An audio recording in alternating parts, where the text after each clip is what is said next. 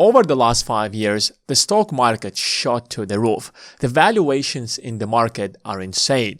Some people are massively selling off their stocks, like Warren Buffett, who is sitting on $350 billion worth of cash. Probably he's expecting a crash, or maybe there is another reason. But it doesn't take a genius to look at this graph and realize that since the creation of the S&P 500, the stock market has grown by 3,000 points up until 2020. After that, it doubles to 6,373 points and has grown by 100%.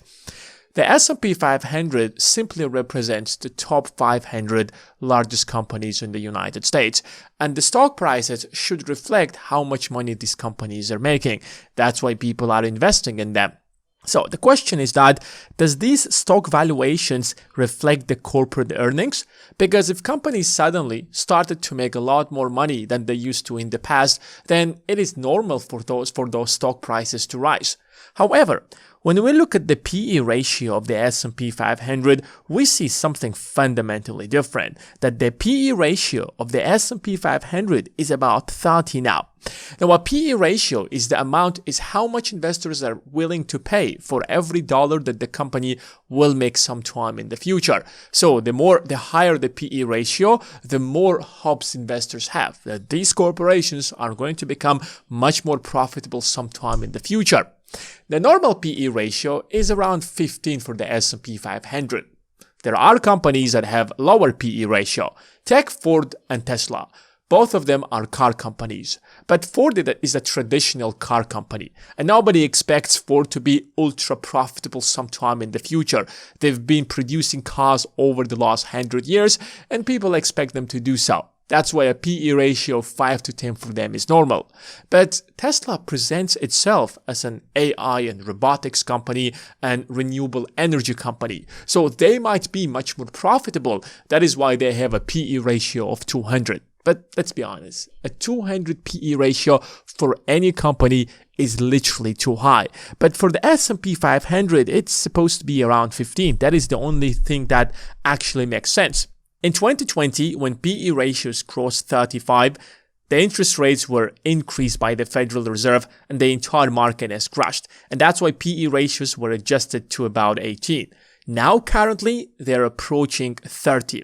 So the real question is that, what exactly is going to happen? Because the PE ratios should adjust. Now, the PE ratio is just one metric out of many metrics, and it shouldn't be the defining factor, but it actually gives us a glimpse of what is happening in the market. Because either corporate earnings should rise to reflect the stock prices, or stock prices should fall to reflect the corporate earnings. That's how the stock market works at the end of the day. Otherwise, it's a bubble, because that is the nature of the bubbles. When there is unhealthy demand for any kind of assets, people start buying it without understanding what is the true value of that thing is. And then at a certain point, people realize that this is an overvalued stock. The people who purchased it at the beginning will start massively selling. Take an example of Bitcoin back in 2016 and 2017. It was advertised as the technology that will change the world. And if you buy Bitcoin, tomorrow you will become ultra-trillionaire. Yes, Bitcoin has a future, and Bitcoin today exists, and it's much bigger than it has ever been back in 2016 and 2017. But a lot of people who got into the game thought that it will continue rising. And then it crashed by 90%. And that's when people realized that it was actually a bubble, because the demand was extremely unhealthy. So what we have to understand in this situation, whether we are in a bubble or not, is whether the demand that drove the stock market over the last 5 years is healthy or unhealthy. The real reason behind everything that is happening is because the supply of money has been actually growing tremendously. Now, this is M2 money, and the supply of money constantly rises by about 5 to 6% annually, as you can see over here. We have the Federal Reserve. Every year or every other year, the Fed prints a certain amount of money, and that is M1 money. That M1 money will circulate and will turn into bank loans through fractional reserve banking, and that increases M2 money. And then if M2 M2 money rises and it circulates farther, then M3 money rises. And that's why the supply of money constantly rises by about 6% if we take M2 in this case. So we can expect the stock market to rise by about 6% annually. Because if you're increasing the supply of money, the value of the dollar gets devalued. And even if the stock market does not rise as much, it must rise by about 6% to reflect the supply of money in the economy. And that's why the S&P 500 grows by about 8 to 10% annually, which is slightly higher than the supply of money, because that extra 2 to 4 percentage points are the real value that these corporations are making by building new technologies, building new products, building new stuff. And that's why it's extremely important to make sure that a portion of your money is invested in the stock market. It's important to have an emergency fund, but if you're only sitting on a lot of cash, then you know that that constant increase in the supply of money is devaluing your dollars. What is interesting here is 2020 and 2021. Suddenly, the supply of money or the supply of M2 has increased by about 30%. Basically, if we're going to simplify everything, we have thrown so much money into the economy. And now there is so much extra money that wasn't prior to 2020.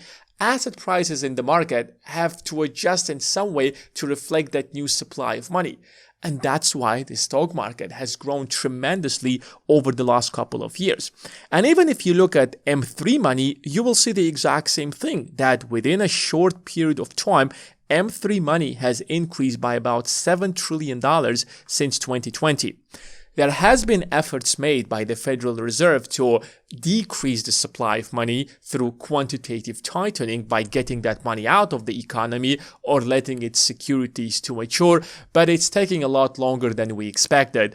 And if you do that very fast, it easily can turn into a recession. So the Fed increases the supply of money through M1. That turns into multiple bank loans through fractional reserve banking, which increases M2. Then M2 leads to the rise of M3. And since now the economy is filled with so much money, a good portion of that money, especially when we talk about the top 10%, they will take that money, they will invest it in the stock market. You might go and buy stuff that you don't need to impress people that you don't like. But mostly rich people, yes, they might also buy stuff they don't necessarily need. But a lot of them will take that money and will invest it in the stock market. And that is why you see that the stock market since 2020 has grown tremendously. In other words, we can calmly say that the dollar probably lost anything between 30 to 50% of its value over the last 5 years. So it's not the stock market's fault, but rather it's the fault of the system where we have created so much extra money to devalue our dollars. But the real question is that why it wasn't reflected in the corporate earnings. If we have increased the supply of money on one side, people have more money, they should have spent that money and corporate earnings would have increased. Let me give you an example. If you go and buy the new iPhone, if you buy more stuff from Amazon, if you buy more whatever you buy, you get yourself a new Tesla, that means that these corporations now making more money, and that will be reflected in their revenue and profits at the end of the quarter or at the end of the year. However, in the beginning of the video, we saw that the PE ratios are increasing, which means that those increases in the stock prices are not being reflected in the corporate earnings. What exactly is happening? And that's because the velocity of money has been going down over the last couple of years. The velocity of money is how fast the money is moving or circulating within the entire economy. So on one side, we have M2 money, and then we have the CPI or the inflation data on the top of it. Usually, you create the money, a certain amount of money. Let's say you create $10 within the economy. Now, these $10 will be changing hands.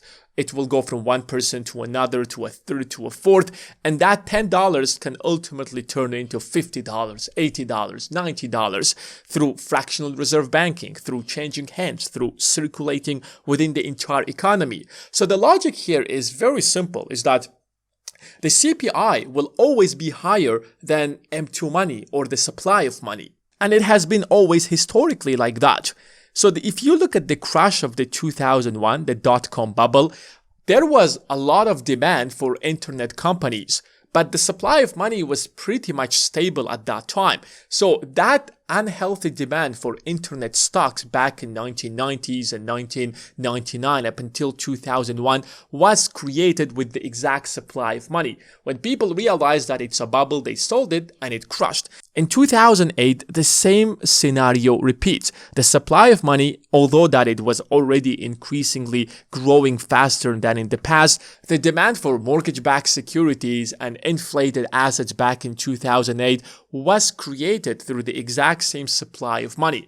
But what you see very different here is that in 2020, suddenly M2 money grows dramatically and it surpasses the CPI, which means that we have created so much money and thrown it into the economy, but this money haven't circulated enough in the economy for the CPI to increase dramatically. In other words, we're supposed to have dramatically much more inflation than the inflation we already had. The money we have created in 2020 and 2021 hasn't yet circulated enough throughout the entire economy. First of all, that could be a clear sign of a recession, because if people are not spending, maybe they're cautious, maybe they're afraid, maybe they want to keep their money in the bank account because they expect a crash or they expect a recession. That could be one explanation for it. But the second explanation is that, yes, people haven't been spending. That is why corporate earnings haven't been growing much.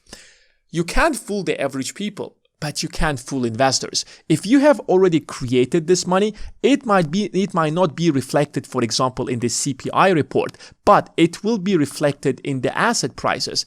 And that's why you see house prices growing tremendously, stock market growing tremendously, but they tell you that inflation is about 2.7% and you have to deal with that. The money has already entered the economy, and over the next couple of years, it will keep circulating much more often within the entire economy, and that's when the corporate earnings might be adjusted and reflect the current stock prices. But by that time, probably the stock market will grow even farther. And that's why the stock market hasn't crashed, because professional investors look at the supply of money and they can do the basic math and understand that the dollar has lost too much of its value. That's why stock prices have grown dramatically.